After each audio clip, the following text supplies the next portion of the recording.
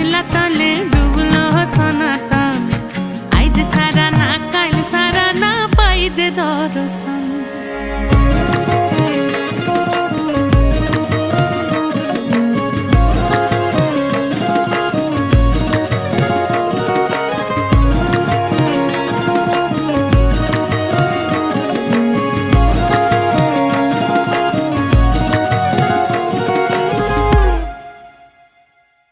চিংড়ি মাছের ভিতর কড়া তাই ঢালিছি ঘি